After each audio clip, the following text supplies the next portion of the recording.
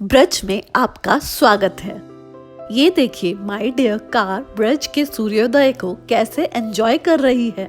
Friends, Govardhan परिक्रमा का part 1 आप देख ही चुके होंगे और अगर नहीं देखा तो लिंक डिस्क्रिप्शन में मिल जाएगा। हमने गोवर्धन परिक्रमा दान घाटी से शुरू की थी, तो आप पार्ट 1 जरूर देख लीजिएगा। अब हम आगे कुसुम सरोवर की ओर बढ़ते हैं, तो चलिए परिक्रमा मार्ग पर आगे बढ़ते हैं। हम पहुंच चुके हैं कुसुम सरोवर। कहते हैं द्वापर युग में राधा कृष्ण इसी स्थान पर मिला करते थे। 17वीं शताब्दी में बुंदेला राजा वीर सिंह ने प्राचीन सरोवर का निर्माण करवाया था। वीर सिंह देव मध्य प्रदेश में ओरछा के राजा थे। बाद में राजा सूरजमल ने इसका जीर्णोद्धार करवाया। सूरजमल जी राजस्थान स्थित भरतपुर के महाराजा थे। यहाँ बहुत से कदम के पेड़ भी है। ये वही कदम के पेड़ है जो कान्हा जी को बहुत प्रिय थे। यहाँ जो छतरियां हैं वो राजा जवाहर सिंह ने अपने पिता सूरजमल और उनकी रानियों की याद में बनवाई है।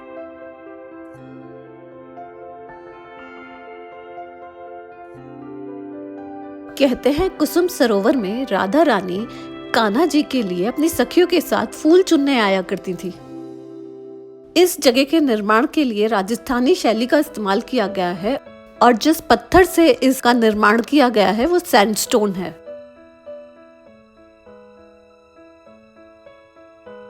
इस कुसुम सरोवर की गहराई 60 फीट है और 450 फीट लंबाई है।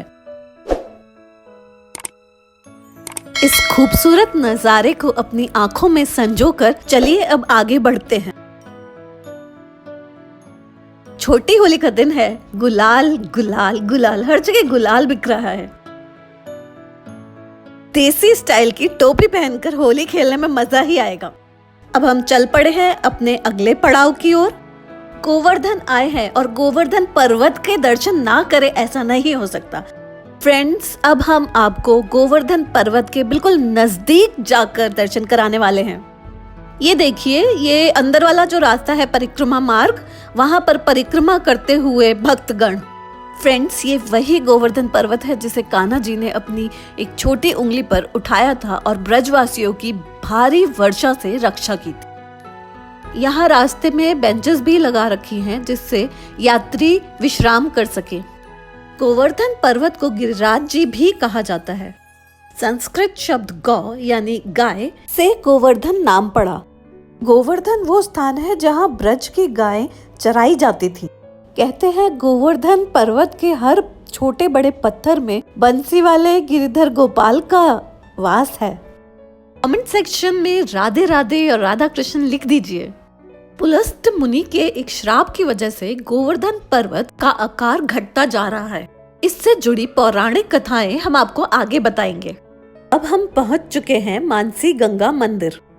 कहते हैं नंद बाबा और यशोदा मैया ने कान्हा जी से एक बार गंगा स्नान करने की इच्छा जाहिर की।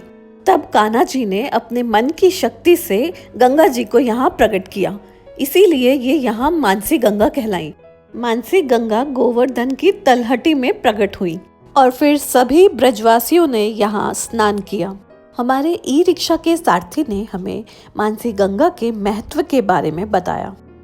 ऐसा माना जाता है कि यहाँ राधा कृष्ण जी नौका विहार किया करते थे। गोवर्धन परिक्रमा में मानसी गंगा एक महत्वपूर्ण पड़ाव है। चलिए अंदर चल के मां मानसी गंगा के दर्शन कर लेते हैं। मंदिरों में दान का बहुत महत्व होता है, इसीलिए जब भी जितना भी हो सके अवश्य दान कीजिए।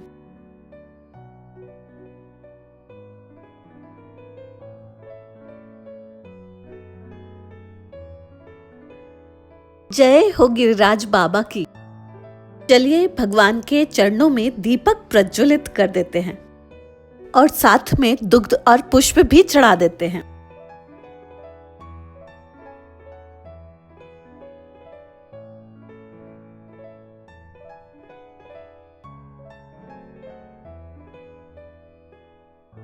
जय हो मानसी गंगा मैया की। ऐसा माना जाता है कि माँ मानसी गंगा गोवर्धन की तलहटी में कार्तिक मास की अमावस्या के दिन प्रकट हुई थी।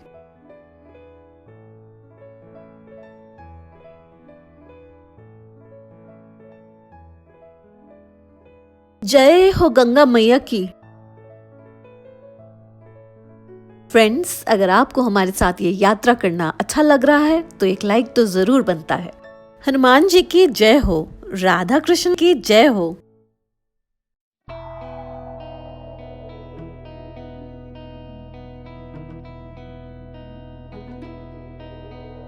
यहाँ महिलाओं के लिए और जेंट्स के लिए अलग अलग घाट बने हुए हैं।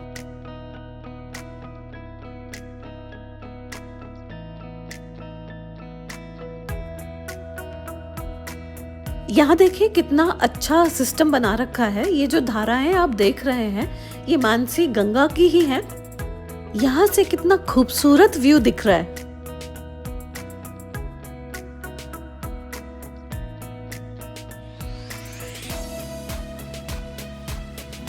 ये देखिए माँ मानसी गंगा का पावन जल। कहते हैं यहाँ स्नान करने से माँ मानसी गंगा का आशीर्वाद प्राप्त होता है। फ्रेंड्स, अगर आप हमारे चैनल पर पहली बार आए हैं तो प्लीज सब्सक्राइब जरूर कर लीजिएगा और साथ में बेल आइकॉन हिट कीजिएगा और ऑल पर प्रेस कर दीजिएगा। आगे हम आपको बताने वाले हैं गोवर्धन गिरिराज जी से जुड़ी हुई पौराणिक कथाएं। मानसी गंगा के तटों का जीर्णोद्धार जयपुर के राजा मानसिंह के पिता राजा भगवान दास ने करवाया था। चलिए अब चलते हैं अपने अगले पड़ाव की ओर, पर उससे पहले आप कमेंट्स में राधे राधे लिखना मत भूलिएगा। आज ये गोवर्धन पर्वत केवल 80 फीट यानी 25 मीटर का रह गया है। कहते हैं ऐसा पुलत्स्य मुनि के एक श्राप की वजह से हुआ है। सतयुग में पुलत्स्य मुनि ने द्रोणाचल पर्वत से उनके बेटे गोवर्धन को काशी ले जाने की इच्छा प्रकट की। गोवर्धन उनके साथ चलने के लिए तैयार हो गए, मगर उन्होंने एक शर्त रखी। उन्होंने कहा कि अगर आप रास्ते में मुझे कहीं भी नीचे रखेंगे तो मैं वहीं रुक जाऊंगा। पुलत्स्य मुनि ने उनकी ये शर्त मान ली और वे उन्हें अपनी हथेली पर उठाकर चल दिए।